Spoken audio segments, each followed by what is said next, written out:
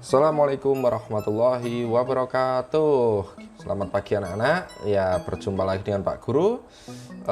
Kali ini kita akan belajar tentang hak dan kewajiban dalam menjaga sumber energi.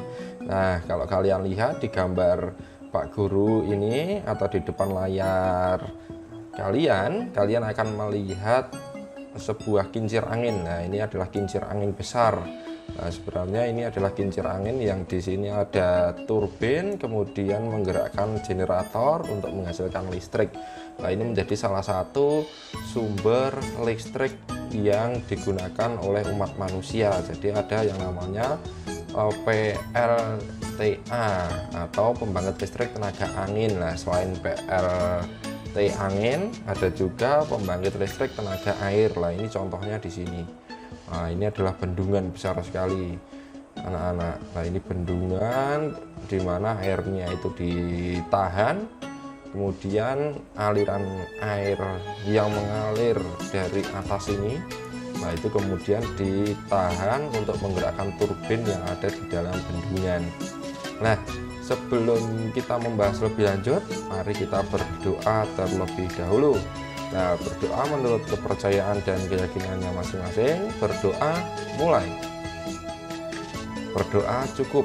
Nah, ini sekali lagi Pak Guru tadi sudah menjelaskan sekilas bahwa ada pembangkit listrik tenaga angin dan pembangkit listrik tenaga air. Lah, itu sebenarnya sudah kita bahas di pembelajaran yang telah lalu.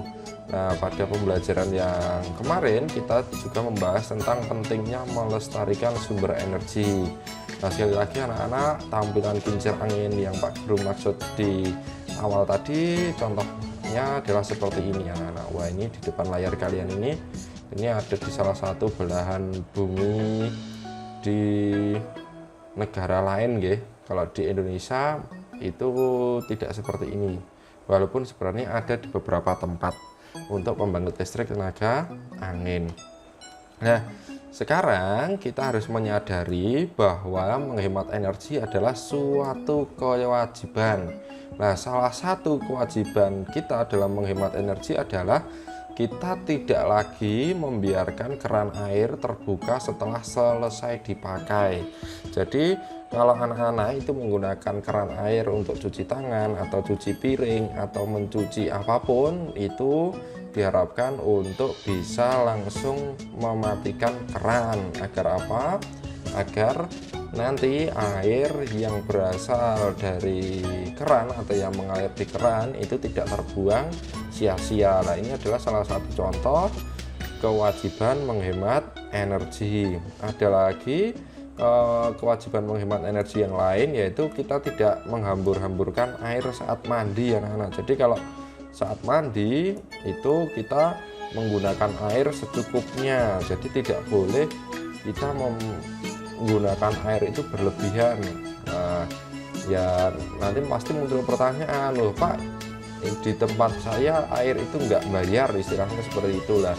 Boleh saja berpikiran seperti itu, tapi anak-anak juga harus ingat bahwa di belahan bumi yang lain, misalnya di Afrika, nah itu air sangat sulit sekali, apalagi di daerah gurun.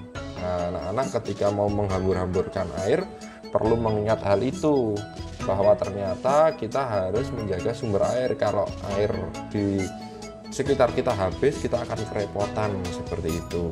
Nah, lebih baik kita menjaga daripada kehabisan. Nah, selain menjaga penggunaan air, kita juga harus menghemat energi. Nah, caranya bagaimana? Nah, caranya untuk menghemat energi, utamanya adalah energi listrik, maka kita bisa membiasakan diri untuk mematikan lampu ketika tidak digunakan. Jadi ketika siang hari di mana lampu itu tidak dibutuhkan. Kalau siang itu kan semuanya sudah terang ya. Kalau sudah terang benderang, otomatis kan kita tidak perlu menyalakan lampu. Lah, di saat seperti itulah kita harus menghemat energi. Kemudian anak-anak tadi sudah Pak Guru jelaskan bahwa kita memang harus menjaga energi, itu menjadi salah satu kewajiban dalam hidup ini. Nah, tadi sudah disebutkan mulai dari bagaimana untuk menghemat air di keran secukupnya, kemudian memakai air untuk mandi tidak berlebihan sampai mematikan lampu. Nah, setelah kita melaksanakan kewajiban-kewajiban tadi, kita memperoleh hak untuk memanfaatkan energi anak-anak. Jadi setelah kewajiban itu ada yang namanya hak. Nah, loh, Pak Guru, hak itu apa ya? Hak itu kalau ada hak itu sesuatu yang kalian dapatkan. Kalau kewajiban adalah sesuatu yang harus kalian lakukan. Jadi kalau kewajiban itu harus dilakukan, tapi kalau hak itu adalah sesuatu yang didapatkan setelah kita melaksanakan kewajiban. Ya contohnya cara mudahnya Pak Guru mencontohkan ketika kamu makan. Kalau kamu makan nanti kan biasanya orang tuamu bilang hak sik, hak dek, hak sik dek, hak sik, hak sik mas, ya misalnya seperti itu.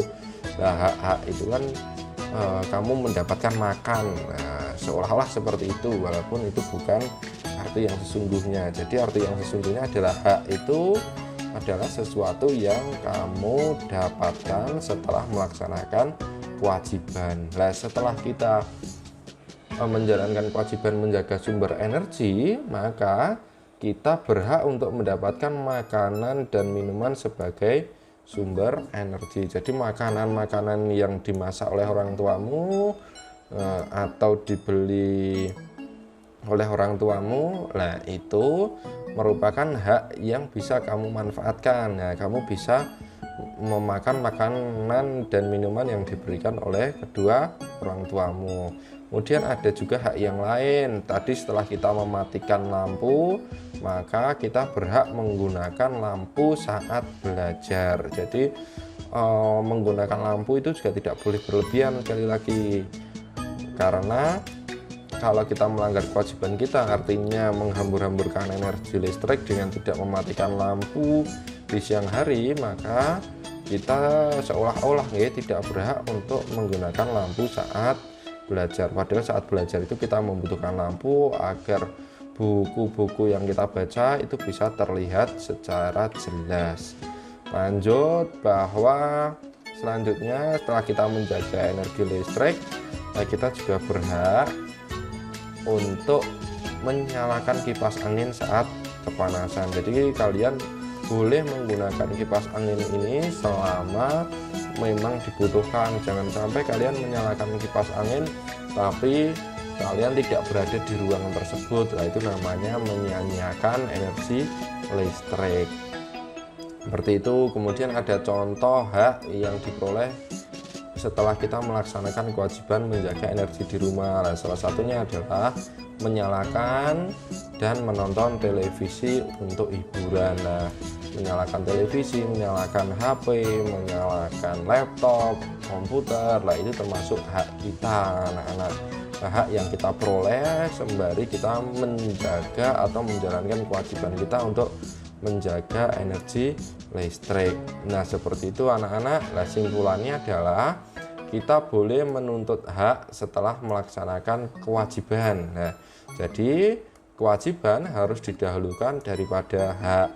Hak dan kewajiban harus dilaksanakan secara seimbang. Seperti itu anak-anak. Jadi tidak boleh timpang kalau kita menuntut hak terlalu banyak sedangkan kewajibannya terlalu sedikit, atau kewajiban yang kita laksanakan itu sedikit sekali, maka di situ kita tidak seimbang.